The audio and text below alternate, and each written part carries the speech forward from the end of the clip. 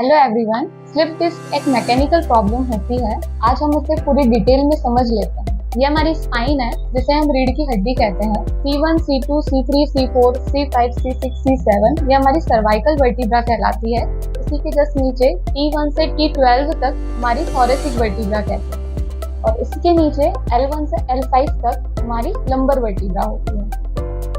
Problem यह है कि जो थोरेसिक पार्ट जो अपना रहता है रिब्स से अटैच रहता है, तो यहाँ पर बहुत कम चांसेस रहते हैं कि पोस्चर हिले। बट जो हमारी सर्वाइकल वर्टिब्रा होती है और लंबर वर्टिब्रा होती है वो सिर्फ मसल से ही अटैच रहती है। यहाँ पर मोस्टली जो पेशेंट आते हैं कमर दर्द और गर्दन दर्द के ही आते हैं।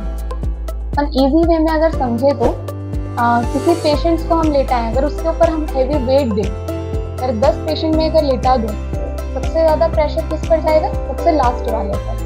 तो अपन देखते हैं तो सर्वाइकल से लेकर जो प्रॉब्लम रहती है C1 से C7 तक, तो मोस्टली जो कंप्रेशन आता है C5, C6 और C7 की नर्व पर आता है।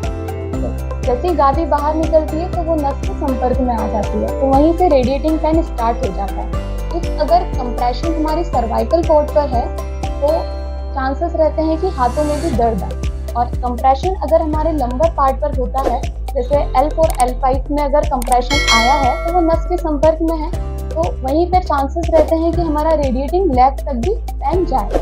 आपको भी कमर और गर्दन में दर्द हो या हाथ में पैरों में झुनझुनी सुनपन आ रहा हो तो आप अभी आए अपना अपॉइंटमेंट बुक कराएं सोमगरा स्पाइन एंड रिहैबिलिटेशन सेंटर में। यहाँ एक नॉन सर्जिकल डिपार्टमेंट है जिसमें विदाउट ऑपरेशन ट्रीटमेंट होता है, रोबोटिक स्पाइनल डीकम्प्रेशन के थ्रू, लेजर और आई टिका, जिसमें पंचकर्म भी इंक्लूड है, फिजियोथेरेपी भी इंक्लूड है। तो आप आएँ और अपने दर्द से छुटकारा पाएँ। Thank you so much.